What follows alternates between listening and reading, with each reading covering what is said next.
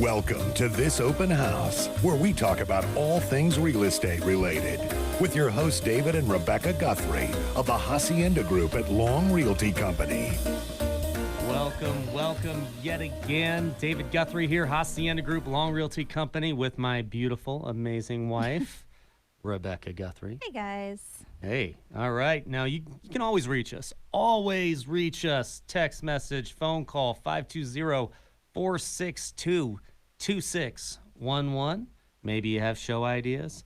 Maybe you have some questions about real estate. Maybe you want something else. Either way, you can always give us a call or a text. You can also reach us info@thisopenhouseshow.com. That's info@thisopenhouseshow.com with your emails. And if you want full MLS access, day or night, go ahead and check out www.thisopenhouseshow.com. You can also get an idea of what your house is worth maybe, but if you want a real idea, don't just do the algorithms that, all of our websites have.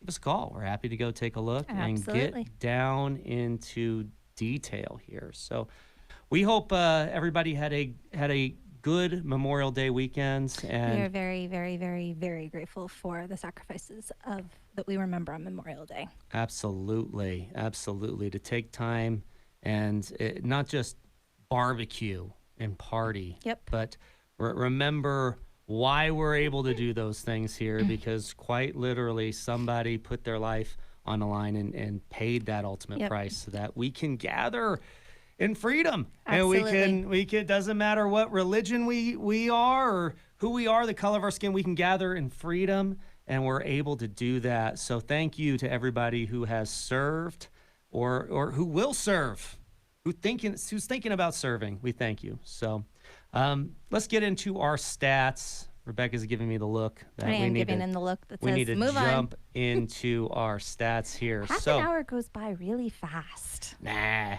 City of Tucson. We're talking about Tucson, Arizona, but we're going to get out a little bit further today. But right now, just looking at that city of Tucson, 581 active listings.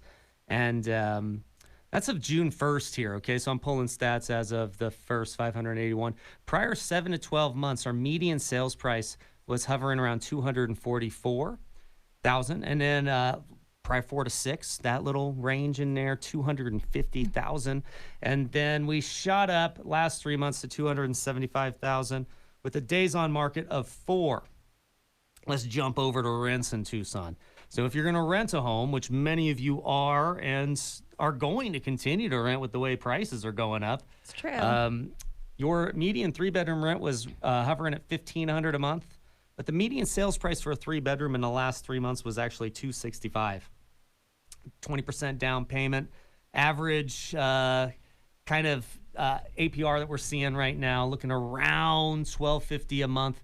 That's still a savings of $250 a month. So some people say, well, why would I enter into this market right now? It's so crazy. And we're going to talk about it today. Because it is crazy.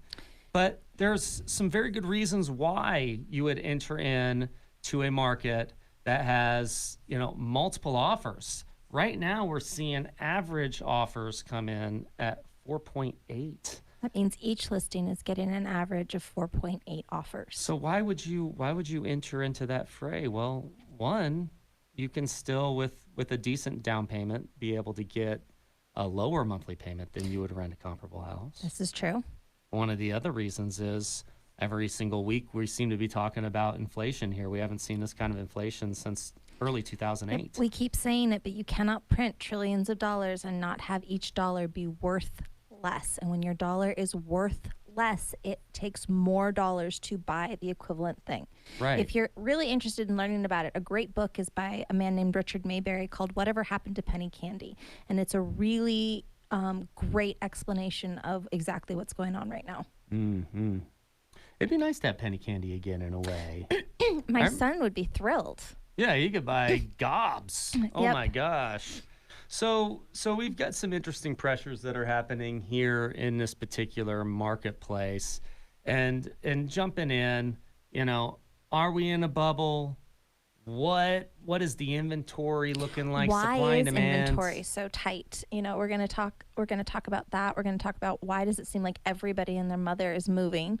And we're going to talk about what's going on in just in sales. So we're going to just dive right in. So one of the things that we love about Long Realty Company, which is where David and I hang our licenses, that we geek out on stats, and we do this every week, but every quarter, Long Realty produces stats for the market that are super helpful, and we're going to walk you guys through. Well, we also do it monthly as well, and This it's is true. super easy for us to add you guys onto our list. If you want to geek out with us, we can get down to the area, zip code. We can really have a lot of fun with this, and it's very easy to do. All you have to do is send an email, info@thisopenhouseshow.com, and we'll put you on a list. And if you ever want to just turn it off, it's a click of a button. Super easy to do. So year to date 2021 versus year to date 2020, closed residential sales in Tucson, Arizona are up 15%. In Green Valley, they're up 30%. In Sahuarita, they're up 33%. I thought something in Phoenix, they're up 18%. Something I thought that was interesting is that in Prescott, they're down. That's Prescott. Sorry, in Prescott, they're down 4%. So instead of sales increasing, they decreased, and I don't know if that's I think they had a pretty wild year last year, and the market has a way of regulating itself here. It does. So, they had a really wild year last year. I'm not too concerned about Prescott. I think they're going to do just fine. But, the White Mountains, boom, 42% closed residential sales increase. That is it's some serious. Huge. I have a bunch of people talking to me about the White Mountains these days. Which I don't understand. I mean, I've never been to the White Mountains, but the idea of driving. Oh, we're going to change that. The idea of driving to the White Mountains versus going up to Mount Lemon. No, don't talk to them about Mount Lemon. That's a secret place. Okay, never mind. We don't want them to know that amazingness that's Mount Lemon. Yeah, White Mountains, guys. I'm sure part of it has to do with the housing prices. I mean, the housing prices I've looked in White Mountain are significantly lower than the ones in Mount Lemon. Well, but it's also a great place to go. You can do the Airbnb thing and kind of pay for your vacation in many, many respects. This is really what we're seeing a lot of our clients who have been talking to us about the White Mountains. And yes, we do have full MLS access out there, by the way. So if you do want to know a little more about those areas, feel free to let us know. But huge increases over there. Let's look at pended residential sales. These are sales that have gone out of their contingencies and moved on into the next step prior to closing. Tucson is up 14% year to date. But let's look at 2021 versus 2020 residential listings, down 1%. And active residential listings, that's new residential listings and active, down 66%. So when you're having this inventory squeeze combined with low interest rates, still historically low interest rates. Yep. You've also have the lumber issues. Yeah, lumber is adding about $36,000 to a new build. The average On new residential. build for residential, it's adding about, because of the price of lumber, it's gotten so expensive. You can estimate about $36,000 extra dollars to build. And in Tucson, that is accounting for a big part of this percentage. 30% increase in median residential sales price. Yep. Green Valley is up 22%. Sahuarita is up 31%. The White Mountains, which we were just talking about, is 28%. Yeah. It's just everything is up. Even Yuma, which is like 175 degrees. So hot in Yuma. I mean, 19% yeah. up there. So, everything is It's going. all of the people who lived in San Diego who want to be able to get there really fast but want to live in Arizona. I'm absolutely sure. Well, that and a base. But, Oh. Yeah. So But the 18% increase or 19% increase in Yuma can't just be the base. No, It's got to be something else. This is what we're talking about. We're talking about the inflation, the lack of supply, which exists everywhere. And so, like we're saying here, when you have a lot of these issues, we then see, where are we going? Right. Where are we at? What's happening? Right. And we're gonna flesh this out a little bit more when we get across on the other side of the break here. But are we in a bubble? Should you wait? Right. We're not psychics. No. We don't play one on the radio. We don't know. We don't know. If you weren't listening a long time ago, David stole this joke and now he plays it every day, and it always makes our producer John laugh. It was a good joke. He did this where I said this as a joke and David was like, it's not funny. And then he stole it. And now he does it every single week. Yeah, well, we're not psychic, and We're not. And you didn't know that was going to happen either. And that's true, if 'cause you were I'm not psychic. You would have known. So we don't know what's going to happen here. I mean, there could be some major catastrophic Right. issues. We could start that World would War come. III. But for God's sakes, and we probably already in. If you look at internet war, That's a and different show. It That's is a not whole a real different estate show. That is a different show. we probably are already in World War III. It's just not something that we're seeing with normal boots on the ground. This is cyber. This is markets. This is all kinds of craziness. But real estate bubble. Here's we? the preview. I don't know. You have to tune in after the next break. So we're going to go to a break and we will catch you on the other side. Don't go away.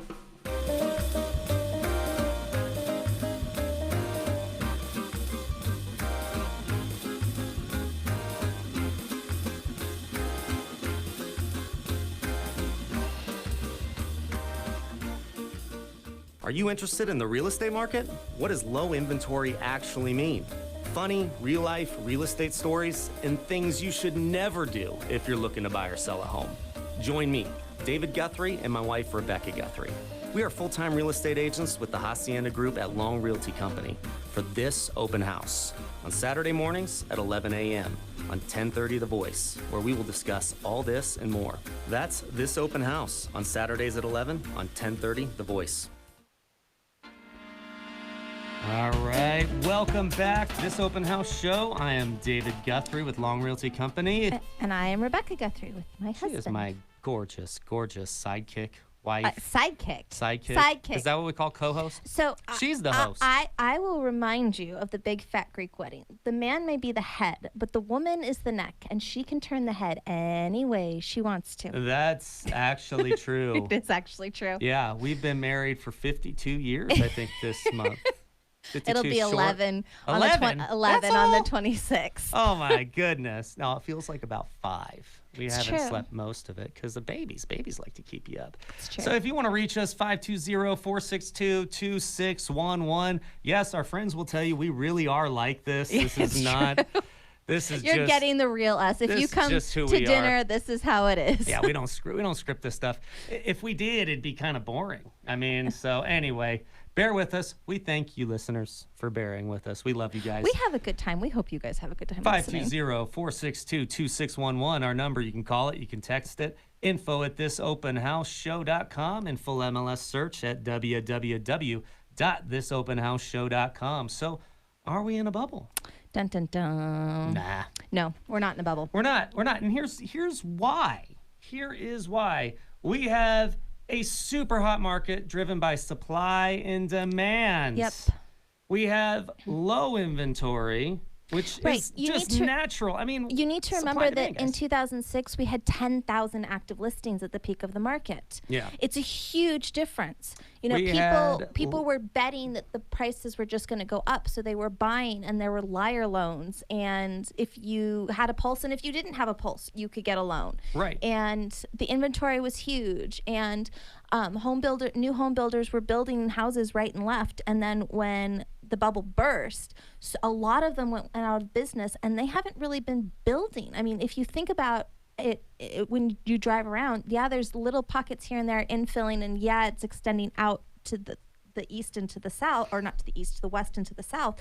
But new home builders are not being able to build the way that they were. being able to build. That Right. is the key term here, okay? This is not for a lack of want. This is for real. We just can't crank this stuff out Right. fast enough. Right. And part of that is the inventory difference. I mean, there's a huge difference between what did we say at the beginning? 584 listings right now as opposed to 10,000. There's That's just a about huge difference. Well, that's in the city of Tucson. So there's currently right around 2,000 active listings in the entire MLS. When we take MLS Southern Arizona and it spreads out Sierra east, west, north, and Vistas. south, and it includes all the areas that our MLS covers, which is a huge chunk of land. That's still nothing compared to what was there. And so we have a supply issue.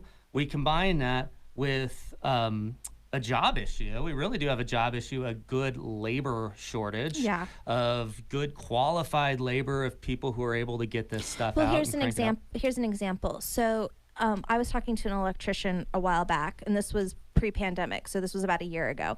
And he was telling me that in the city of Tucson, so this has probably changed, but probably not that much. In the city of Tucson, you could get paid to be an electrician and wire a house for about $18.50 an hour.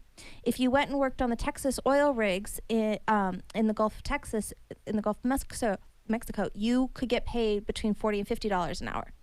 So you do the math. If you're going to live in a hot climate where you're climbing around anyways being hot, but you can make $18.50 or you can make between $40 and $50, why would you stay in Tucson? Right. So we've got an issue where just the economics of the job market will move things around, and I think that pendulum is going to swing, and we're going to start seeing some builders wanting to not just retain people by volume, but retain people by paying them a little more, which, guess what, that's always going to get passed down to the buyer at the end of the day. They're going to be the ones paying. The consumer paying. always pays. Yeah, you don't get $20 an hour minimum wage and your hamburgers don't go up in price. This is just the way it is. So we're sitting here and we're looking at a labor issue where we don't have enough people, but we're looking at a supply chain breakdown, which is really the main reason why we're having trouble here. So right now, some of our homes that are currently in escrow, without divulging any confidential stuff, we're having new builds be delayed. They're having trouble finding drywallers. Heck, we have seen 2 stories get delayed over a single story because of a lack of scaffolding. Okay, there's not enough scaffolding to get people up top so they can do stucco work. We're having issues with the lumber and with the steel and everything else. So we have had new build clients who they've put down a deposit for a lot, but they've put a stop on any new builds for 2 or 3 months. So they're waiting. They want to buy this house, but nobody's even going to start. It's a freeze. Right, it's a freeze. Yeah. Nobody's even going to start building the lot for another 2 or 3 months. Because again, we don't really know what the final price is going to look like, because we don't know what the lumber prices are going to be in the next couple of months. And so then let's jump over to resale. We've got this problem with new builds wanting. The spirit is willing, but the flesh is weak here with these guys, okay? Right. So they just cannot fill that demand. Push that over into the resale side. We have all of this pressure on our markets, and we see what is happening here, which is prices are just going up. Yeah, They're the other thing like that crazy. I haven't heard a lot of people talk about, but I think is worth talking about, is that the millennial generation, which David and I are solidly in, millennial. No, yes. I refuse to. I do not identify as millennial. Okay, you cannot identify as millennial, but according to the demographics, people born between 1982 and 1996 are all millennial, and you were born in 1982. So, well, that's not my truth.